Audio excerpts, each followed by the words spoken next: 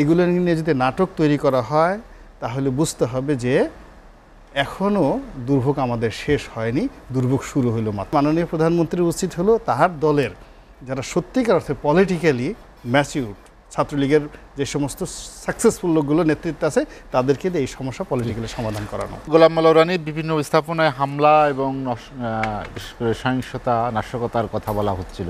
আপনি জানেন বিভিন্ন দেশের রাষ্ট্রদূতরাও সেটি পরিদর্শন করছেন, নানা বিষয়গুলো সামনে উঠে আসছে। আদেল ভাইয়ের একটি বড় প্রশ্ন যে অন্য আরেকটি বিষয় সামনে আসছে না। আমার এখানে যে সহিংসতাগুলো হয়েছে সেই জিনিসগুলো আমি মিলাতে পারি না।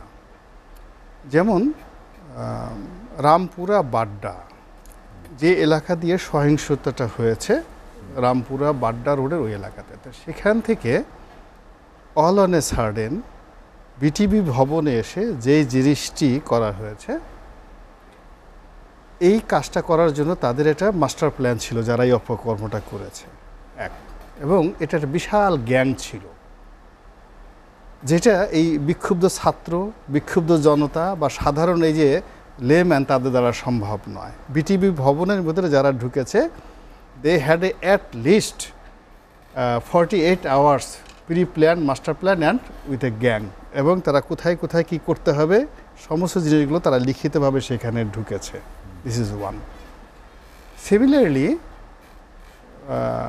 মহাখালীতে যে ঘটনা ঘটেছে, দুর্যোগ ব্যবস্থাপনা এবং সেতু ভবনে, দুর্যোগ ব্যবস্থাপনা এবং সেতু ভবন এবং বিআরটিএ ভবন, এই তিনটা ভবন, এই এলাকাটা কিন্তু মানে অতটা মানে যাকে বলে যেটা উত্তরা যেভাবে ছিল, বাড্ডা যেভাবে ছিল, সিটি কলেজের সামনে যেভাবে ছিল, সেখানে ওই জায়গাটাতে বাবা মিরপুর 10 নম্বর যেরকম ছিল ঠিক ওইরকমভাবে কিন্তু ওই জায়গাটা অতটা উত্তেজিত ছিল না। ফলে ওখানে এই তিনটি বড় বড় অকারেন্স ঘটিয়ে বিআরটিএ ভবনের মতো নিচতলা থেকে সর্বোচ্চ তলা পর্যন্ত আগুন যারা দিয়েছে তাদের এরকম একটা বড় গ্যাং ছিল। অ্যাটলিস্ট মিনিমাম 100 জন থেকে 200 জনের একটা গ্যাং ছিল। 48 ঘন্টা থেকে 64 ঘন্টা পর্যন্ত তাদের একটা মাস্টার প্ল্যান ছিল। They had a big finance, এবং এটা নিয়ে তারা একাধিক বৈঠক করেছে যে কোন সময়টাতে কীভাবে গিয়ে আমরা এই কাজগুলো করব। বুঝতে পারছেন ঘটনাটা। এবং দুর্ভাগ্যজনক হলেও সত্যি যে পুরোটাই জনাব ওবায়দুল কাদেরের মন্ত্রণালয়, বেশিরভাগ ক্ষয়ক্ষতিটা হয়েছে ওবায়দুল কাদের মন্ত্রণালয়, এবং তার সাধারণ সম্পাদক পদ নিয়ে, তার শরীর স্বাস্থ্য নিয়ে দলের মধ্যে অনেক কিন্তু পক্ষ বিপক্ষ রয়েছে, এবং এই ঘটনা ঘটার পরে তিনি ব্যক্তিগতভাবে সেখানে যাননি। এই গেল আমার দ্বিতীয় প্রশ্ন। তৃতীয় প্রশ্ন হলো যে একেবারে আপনি স্বাস্থ্য অধিদপ্তরের যেখানে আগুন লাগানো হয়েছে ওখানে তো কোনো গণ্ডগোলই নাই, সেখানে যাবে কেন আগুন লাগাতে? ওই সরকারি যে স্থাপনাটা, সেই স্থাপনাটা মূল সড়ক থেকে ভেতরে, এবং ওখানে গিয়ে পুরনো বিল্ডিংয়ে যে অকারেন্সটা ঘটেছে এটার সাথে এটা মিলে না। এবং সবার শেষে যেটা বললি সেটা হলো যে মেট্রো রেলের যে দুটো স্টেশন, আমি এখানে শুধু বিএনপি বলবো না, বিএনপি জামাত থেকে শুরু করে ইভেন এই দেশের সবচেয়ে দেশদ্রোহী একেবারে বাংলাদেশের অস্তিত্ব যারা বিশ্বাস করে না তারাও কিন্তু মেট্রো রেলের ভক্ত। মেট্রো রেলকে তারা গ্রহণ করেছে। শেখ হাসিনাকে একেবারে দু চোখে দেখতে পারে না, কিন্তু তাকে বলতে হবে metro rail is a good মানে ডেভেলপমেন্ট ওয়ার্ক। সেই মেট্রো রেলে যারা আগুন দিয়েছে তারা অনেক ওয়েল প্ল্যান্ড ওয়েতে আরও সুচিন্তিত মতামত নিয়ে, মানে অন্য যে অকারেন্সগুলো ঘটেছে তার সে 100 গুণ বেশি মানে এফোর্ট দিয়ে তারা মেট্রো রেলে আগুন লাগাইছে।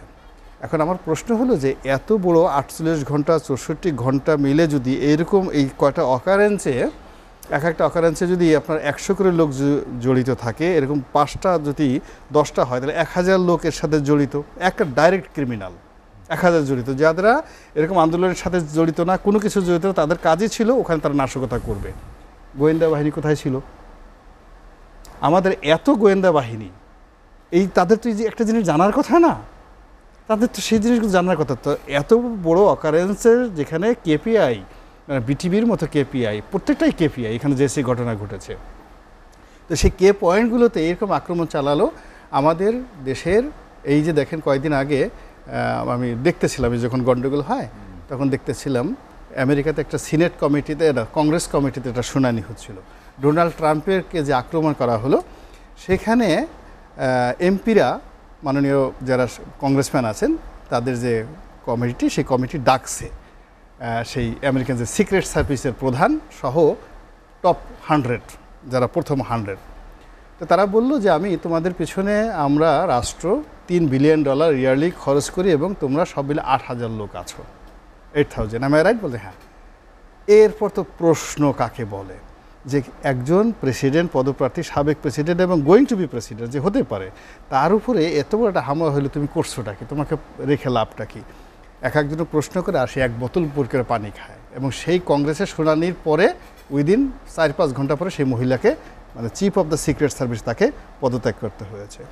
বাংলাদেশে এই মুহূর্তে যে ঘটনাগুলো ঘটেছে বিচার পরে, ফার্স্ট থিং হলো যে বাংলাদেশের সিক্রেট সার্ভিসের মতো যারা গোয়েন্দা সংস্থার সাথে জড়িত প্রত্যেকটা লোকের বিচার করতে হবে। কেন এই ঘটনার একটা ক্লু তারা খুঁজে পেল না? এটা তো হঠাৎ করে উত্তেজিত জনতা এখন 1 ঘন্টা আধা ঘন্টার মানে ওখানে আন্দোলন করতেছিল, হঠাৎ করে মনে হলো চল একটু সেতু ভবনে আগুন দিয়ে আসি। থিংস ওইভাবে ঘটেনি। বা ওখানে আন্দোলন করছে চল একটু বিটিভি ভবনে গিয়ে আগুন দিয়ে আসি, এইভাবে ঘটনা ঘটেনি। তো ঘটনা যদি ঘটে থাকে তাহলে এই যে গোয়েন্দা সংস্থা যারা লোকজন রয়েছেন তাদেরকে কেন বিচারের আওতায় আনা হবে না? প্রধানমন্ত্রী শেখ হাসিনাকে যদি তার অস্তিত্ব বজায় রাখতে হয়, তাকে যদি ক্ষমতায় থাকতে হয়, তাকে যদি নিরাপদ থাকতে হয়, ইভেন বঙ্গভবন গণভবনে যদি তাকে মানে স্বস্তির নিঃশ্বাস ফেলে একটু চোখ বুজে ঘুমাতে যেতে হয়, সবার আগে বিএনপি জামাত ধরার আগে, ওই অন্য সব কিছু করার আগে সবার আগে হলো এই ঘটনাগুলো যাদের তদারকিতে থাকার কথা ছিল, যাদের এই তথ্যগুলো জানানো দরকার ছিল, তাদের প্রত্যেকটা লোককে উইদিন 1 আওয়ার, 1 ঘন্টার মধ্যে তাদেরকে চাকরিচ্যুত করে প্রত্যেকটাকে অ্যারেস্ট করতে হবে। অ্যারেস্ট না করলে মাননীয় প্রধানমন্ত্রী বঙ্গবন্ধু কন্যা দেশরত্ন শেখ হাসিনা সেভ নন, নিরাপদ নন। জনাব ওবায়দুল কাদের নিরাপদ নন। এমনকি যে আমার ভাই আসছেন রুনি, তিনিও নিরাপদ নন। ছাত্রলীগের সভাপতি নিরাপদ নন, কেউ নিরাপদ নন। তো এই জায়গাগুলো বুঝতে হবে যে চক্রান্ত অনেক অনেক গভীরে ঢুকে গেছে। এবং এই ঘটনার সাথে এইবারের পুলিশের যে অসহায় অবস্থা, যে ভাবমূর্তি সংকট, আমি কি আপনি কি মনে করেন যে এই যে একটা পুলিশকে টানিয়ে রাখা হয়েছে, ক্যান উই এভার ইমাজিন একজন পুলিশ সদস্যকে মেরে তাকে একেবারে ক্রুশবিদ্ধ করে তাকে টানিয়ে রাখা হয়েছে? বা জাহাঙ্গীরের যে মেয়র, সাবেক মেয়র জাহাঙ্গীরের যে বডিগার্ড, তাকে মেরে টানিয়ে রাখা হয়েছে। তো এই জিনিসগুলো যে ঘটেছে, এটা মানুষের আমি জীবনে কখনো, আমি তো কোনোদিন কল্পনা করিনি যে বাংলাদেশে এই নৃশংসতা, নির্মমতা হতে পারে। তো এই যে ঘটনাটা যেখান থেকে শুরু, এর পেছনে অনেক বড় হাত আছে, দেশি চক্রান্ত আছে, বিদেশি চক্রান্ত আছে। ফলে এইগুলোকে মানে যদি হালকা করে যদি দেখে বা এগুলো নিয়ে যদি নাটক তৈরি করা হয়, তাহলে বুঝতে হবে যে এখনও দুর্ভোগ আমাদের শেষ হয়নি, দুর্ভোগ শুরু হলো মাত্র। রাজনৈতিক সংকটের কথা আপনি কি মনে হয় যে পুঞ্জীভূত ক্ষোভ, সংকট থেকে আসলে এর তীব্রতা আলোচনার এই পর্যায়ে, যেহেতু আমরা তিনজনই এখন যুবক বয়সী, আমরা বেঁচে থাকতে চাই আরও অনেক দিন আমাদের এই সুন্দর মাতৃভূমিতে। কাজে এই দেশটি ভালো থাকুক, সুন্দর থাকুক। আমরা এই আপনি সহ আমরা যারা 4 জন আছি, যেহেতু আমরা এই প্রজন্মের, আমাদের এই দেশটা কোনো প্রবীণের ভুলের কারণে কিংবা কোনো নবীনের ভুলের কারণে পুরো এই স্বর্গভূমিটা নরকে পরিণত হোক আমরা কেউ চাইব না। ফলে আল্লাহর ওয়াস্তে অন্তরস্থল থেকে যেটা সত্য সেটাই বলছি। এখন যে ভুলগুলো হয়েছে, আগের যে ভুলগুলো হয়েছে, সেগুলো নিয়ে আমি কোনো আলোচনা করতে চাই না। আজকে থেকে আমি যেটা বলতে চাই যে আওয়ামী লীগের মধ্যে যে পলিটিক্যাল উইংস রয়েছে, যাদের পলিটিক্যাল ম্যাচুরিটি রয়েছে এবং এই দেশের রাজনীতি এই দলের মধ্যে যারা পরিচালনা করেন এবং বোঝেন, এবং দলের নেতাকর্মীদের সঙ্গে যাদের একটা ইন্টারকানেক্টিভিটি রয়েছে, এই সকল নেতৃত্ব, তাদেরকে দিয়ে এই পুরো সমস্যাটি রাজনৈতিকভাবে নিষ্পত্তি করার জন্য আওয়ামী লীগের সর্বশক্তি নিয়োগ করতে হবে। আওয়ামী লীগ যদি এই ভাড়া করা মন্ত্রী, ভাড়া করা এমপি, যাদের চোখ মুখ দিয়ে আগুন বের হচ্ছে এখন, যাদের মুখের কোনো লাগাম নেই, চোখ দেখে মনে হয় রাগ হয়, গোস্বা হয়, এই যে কিছু লোক কথাবার্তা বলছে, যারা এই মুহূর্তে আওয়ামী লীগকে রিপ্রেজেন্ট করে সামনে এসে কথা বলছে, এদেরকে সাধারণ মানুষ দেখলে তো তাদের খুবই বিরক্ত লাগছে। এমনকি আওয়ামী লীগের যারা লোকজন আছে তারাও কিন্তু খুব মেজাজ গরম হয়ে যাচ্ছে, because they are not political, এবং তাদের সঙ্গে আওয়ামী লীগের যে পলিটিক্যাল বন্ডেজ নাই বললেই চলে। ফলে তারা মিলিটারির ভাষায় কথা বলছে। এই লোকগুলোকে দ্বিতীয়ত নিবৃত করতে হবে। এবং পলিটিক্যাল যারা নেতৃত্বের যোগ্যতা সম্পন্ন লোক আছে দলের মধ্যে তাদেরকে সামনের সারিতে নিয়ে আসতে হবে। এরপরে যেটা আছে সেটা হলো যে স্বীকার করতে হবে যে ভুলগুলো কি হয়েছে। অর্থাৎ পাইকারিভাবে সবাইকে রাজাকারের বাচ্চা বলা, আবার সেইগুলোকে ম্যাটেরিয়ালাইজ করা। এখন প্রধানমন্ত্রী যদি বলে থাকেন, যদি তার ভুল হয়, সরি বলতে অসুবিধাটা কি? কোনো অসুবিধা নাই তো। এখন তারই তো সন্তান, তারই তো নাতির মতো বয়সী যারা এই আন্দোলনে আছে। তো এটাকে মিনিমাইজ করা যায়, সবসময় জিদাজিদি করাটা ঠিক না। এরপরে হলো পলিটিক্যালি সলিউশন করলো, তারপরে ভুল স্বীকার করে নেওয়া। আর উনি যেটি বললেন মাননীয় সাবেক সংসদ সদস্য, যে যারা সত্যিকার অর্থে ক্ষতিগ্রস্ত হয়েছে তাদেরকে ক্ষতিপূরণ দিতে হবে। আপনি যদি ক্ষতিপূরণ দিতে না পারেন, সহানুভূতি জানাতে হবে, সহানুভূতিশীল হতে হবে। সহানুভূতিশীল হতে হবে। এখন একজনের চোখে স্প্লিন্টার লেগেছে, চোখ ক্ষতিগ্রস্ত হয়েছে, কেউ মারা গিয়েছে, এখানে প্রত্যেকটা জায়গাতে করতে হবে। এবং সবার শেষে হলো জাস্টিস, ন্যায় বিচার। এখন সেই ন্যায় বিচার হলো দৃষ্টান্তমূলক। মানুষ দেখবে যে বিচার হয়েছে, মানুষ বুঝবে বিচার হয়েছে, মানুষ বিশ্বাস করবে বিচার হয়েছে। তো এই যে জাস্টিস শুধু করলে হবে না, সেই জাস্টিসটা শুড বি বিলিভড যে এখানে ন্যায় বিচার হয়েছে। ফলে এখানে আমার পুলিশ বাহিনী এতজন মরেছে, ছাত্রলীগের 2 জন মরেছে, কাজেই তাদের 6 জন মরেছে, এই ধরনের গোয়ার্তুমিমূলক কথা বললা চলবে না। এখানে হলো যখন যেহেতু আমি গাড়ি চালাচ্ছি, ড্রাইভিং হুইলটা আমার হাতে, ফলে আমার কি হলো না হলো, আমার চাকার নিচে কে পড়ে মারা গেল, ওটাকে আগে আমার ক্ষতিপূরণ দিতে হবে।